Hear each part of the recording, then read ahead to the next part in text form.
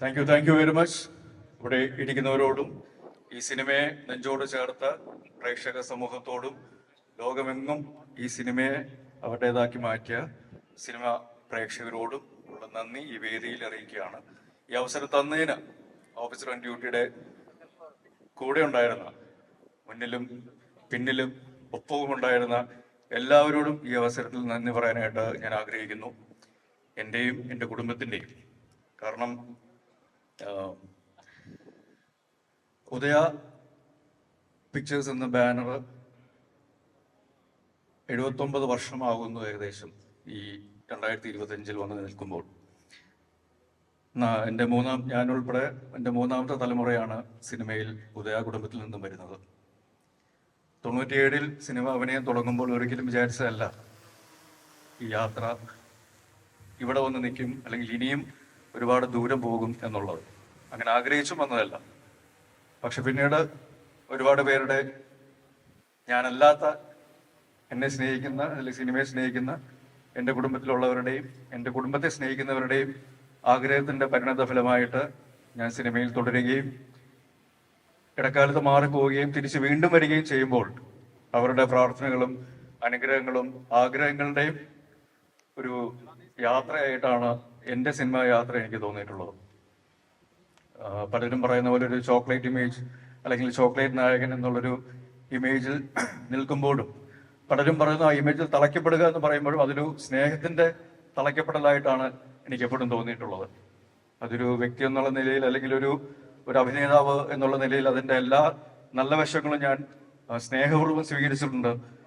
അതിനപ്പുറം സിനിമയെ സ്നേഹിച്ചു തുടങ്ങിയപ്പോഴാണ് ആ ഇമേജിനപ്പുറമുള്ള സിനിമകളിലൂടെയും കഥാപാത്രങ്ങളിലൂടെയും യാത്ര ചെയ്യണമെന്നുള്ളൊരു ആഗ്രഹം ജനിക്കുന്നതും അതിൻ്റെ തുടർച്ചയായിട്ട് സിനിമകൾക്ക് വേണ്ടി അല്ലെങ്കിൽ കഥാപാത്രങ്ങൾക്ക് വേണ്ടി പലരോടും പോയി ചോദിക്കുകയും അവസരങ്ങൾക്ക് വേണ്ടി ആഗ്രഹിക്കുകയും അവരെ നിർബന്ധിക്കുകയും ചെയ്തിട്ടുള്ളത്. ആ കൂട്ടത്തിൽ എന്നെ സ്നേഹിക്കുകയും അല്ലെങ്കിൽ എന്നിലൊരു നടനുണ്ട് അല്ലെങ്കിൽ നടനുണ്ടാവാനുള്ള സാധ്യതയുണ്ടെന്ന് മനസ്സിലാക്കി ഒരുപാട് ആൾക്കാരുണ്ട്. സംവിധായകരുണ്ട്, തിരക്കഥാകൃത്തുകളുണ്ട്, ഛായാഗ്രാഹകരുണ്ട്, അല്ലെങ്കിൽ പ്രൊഡ്യൂസേഴ്സ് ഉണ്ട്, ഒരുപാട് ആൾക്കാരുണ്ട്, എൻ്റെ കൂടെ അഭിനയിച്ചവരുണ്ട്. അവരുടെ എല്ലാവരുടെയും ഒരു സഹകരണവും ഒരു സ്നേഹവും ഒരു പ്രോത്സാഹനവും ഒരു പിന്തുണയും ഉള്ളതുകൊണ്ടാണ് തിരിച്ച് വീണ്ടും വരികയും പതിയെ ആണെങ്കിലും ഓരോ ചുവടുകൾ വെക്കുമ്പോഴും അത് മുന്നോട്ടുള്ള ചുവടുകളായി മാറുകയും അല്ലെങ്കിൽ ഇടറി വീഴുമ്പോൾ അതെന്നെ പിന്താങ്ങുവാനായിട്ട് അല്ലെങ്കിൽ ആ തെറ്റുകൾ പറഞ്ഞ് മനസ്സിലാക്കി തരുവാനായിട്ട് ഒരുപാട് ആൾക്കാർ കൂട്ടങ്ങൾ കൂടെ ഉണ്ടായിരുന്നു. ആ കൂട്ടത്തിലുള്ളൊരു വ്യക്തിയും കൂടിയാണ് എൻ്റെ ഭാര്യ പ്രിയ. അപ്പോൾ തീർച്ചയായിട്ടും എൻ്റെ വിജയത്തിൽ എന്നേക്കാൾ കൂടുതൽ സന്തോഷിക്കുന്ന ഒരുപാട് പേരുടെ കൂട്ടത്തിൽ എൻ്റെ ഭാര്യയും ഉണ്ട്, എൻ്റെ അമ്മയുണ്ട്, എൻ്റെ അനിയത്തിമാരുണ്ട്, എൻ്റെ അപ്പനുണ്ട്, എൻ്റെ മുത്തശ്ശനുണ്ട്, അങ്ങനെ ഒരുപാട് ആൾക്കാരുണ്ട്. So coming to officer on duty. Officer on ഡ്യൂട്ടിയിലേക്ക് വരുമ്പോൾ ഇതിൻ്റെ കഥ ആദ്യമായിട്ട് പറയുന്നത് ഷാഹിയാണ്. ഷാഹി ഇതിൻ്റെ ഒരു സീനാണ് ആദ്യം പറയുന്നത്. ആ ഇൻട്രൊഡക്ഷൻ സീൻ തന്നെയാണ് ആദ്യം പറയുന്നത്.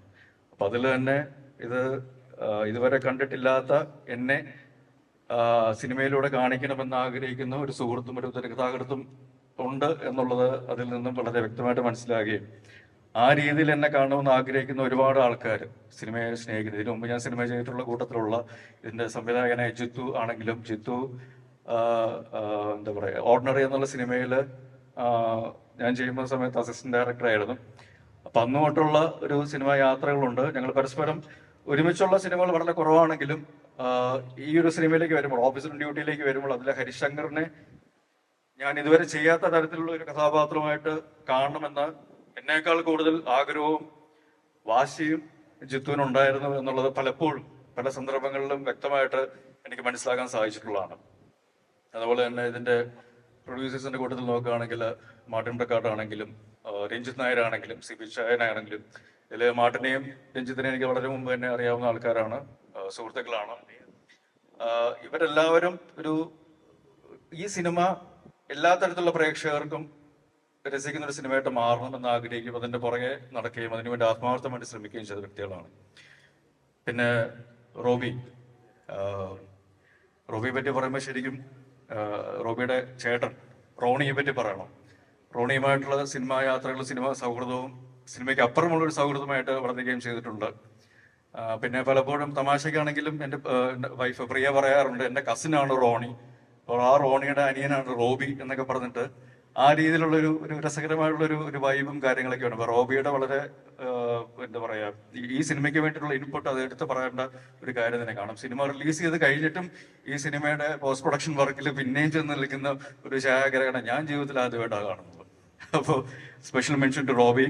പിന്നെ ഓഫ് കോഴ്സ് ചുരുങ്ങിയ കാലയളവ് കൊണ്ട് തന്നെ ഏറ്റവും നല്ല എഡിറ്റർ എന്നുള്ള രീതിയിലേക്ക് മലയാള സിനിമയിലെ ഏറ്റവും ബിഗ്ഗസ്റ്റ് ഹിറ്റ്സ് നൽകിയിട്ടുള്ള എഡിറ്റർ ചമന്റെ ഇൻപുട്ടും അതേപോലെ തന്നെ എടുത്തു പറയേണ്ട ആളാണ് ജെയ്സ്. കാരണം ഈ സിനിമയുടെ കൂടെ തന്നെ മറ്റു തിരക്കുകളുണ്ടെങ്കിൽ പോലും അത് ഏറ്റവും നല്ല ഔട്ട്പുട്ട് കൊടുക്കാനായിട്ട് ഇതിന്റെ മ്യൂസിക് ഡയറക്ടർ ജെയ്സിന്റെ ഒരു ശ്രമം വളരെയധികം ഉണ്ടായിരുന്നു. അത് സിനിമയോടൊപ്പം സഞ്ചരിക്കുന്ന, സിനിമയെ സ്നേഹിക്കുന്ന ഒരു കലാകാരന്മാരുടെ കൂടെ വർക്ക് ചെയ്യാൻ പറ്റി എന്നുള്ളതാണ് ഏറ്റവും വലിയ സന്തോഷം.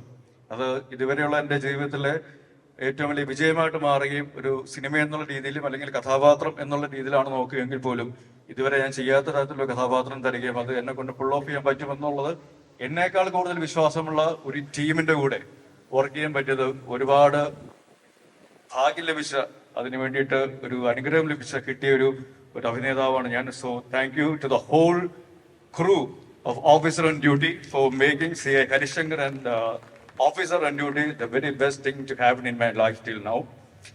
പിന്നെ കൂടെ അഭിനയിച്ചവരുടെ കാര്യം പറയുകയാണെങ്കിൽ പ്രിയമണിയോട് ആദ്യമായിട്ടാണ് ഒരു സിനിമയിൽ അഭിനയിക്കുന്നത്.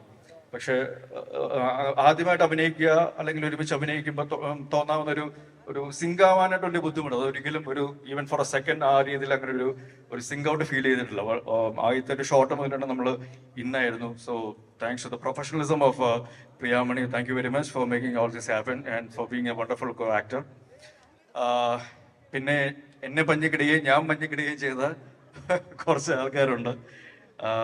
വിശാഖാണെങ്കിലും അല്ലെങ്കിൽ വിഷ്ണു വന്നിട്ടുണ്ടോ? ഇല്ല, വിഷ്ണു ഈസ് അബ്രോഡ്. വിഷ്ണു ആണെങ്കിലും അമിതാണെങ്കിലും അല്ലെങ്കിൽ റംസാൻ ആണെങ്കിലും ലയ, ഐശ്വര്യ പോലുള്ള പുതിയ കുട്ടികളാണെങ്കിലും ഇവരെല്ലാവരും എന്താ പറയാ, ഫുൾ ഓൺ ആയിരുന്നു. ഒരു സിനിമയെ എങ്ങനെ അതിന്റെ ഏറ്റവും നല്ലൊരു പീക്കിലേക്ക് എത്തിക്കണം, അതിന്റെ ഒരു ടോപ്പ് ഫോമിൽ കൊണ്ടുവരണം എന്നുള്ള രീതിയിൽ അതിന് എപ്പോഴും ഓൺ ആയിട്ടിരുന്ന ആക്ടേഴ്സ് ആയിരുന്നു. സോ ആ ഒരു വൈബ് തീർച്ചയായിട്ടും ഈ സിനിമയെ ഈ പറഞ്ഞ പോലെ നമ്മൾ ട്രെയിലറിൽ അല്ലെങ്കിൽ സക്സസ് ടീസറിൽ കണ്ടതാണ്. ഒരു നായകൻ വിജയിക്കണമെങ്കിൽ അതിനോടൊപ്പം തന്നെ വലിപ്പമുള്ള ഇമ്പോർട്ടൻ്റ് ആയിട്ടുള്ള ഒരു ആന്റഗണിസ്റ്റ് ടീം വേണം. So hats off to you guys for pulling that off and making this happen for me also.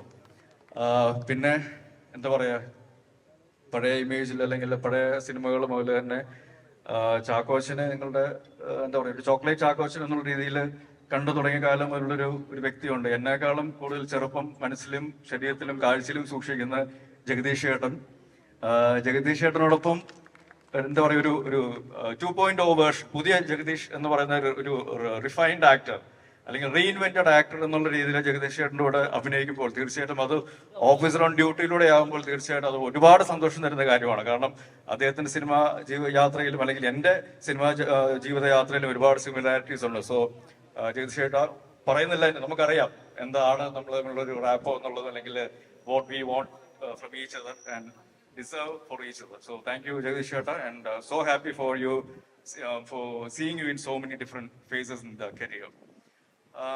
പിന്നെ ഓഫ്കോഴ്സ് ഉണ്ണിലാലു ഉണ്ട്, എൻ്റെ ടീമിലുണ്ടായിരുന്ന ഉണ്ണിലാലു, ഹെനാബെല്ല, ആന്റണി, അങ്ങനെ ഒരുപാട് ആൾക്കാരുണ്ട്. അതുപോലെ തന്നെ വൈശാഖ്,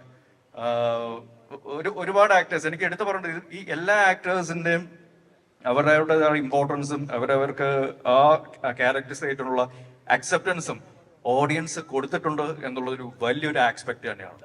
ഒരു സിനിമ വിജയിക്കുമ്പോൾ ഒരു ആക്ടറെ പറ്റി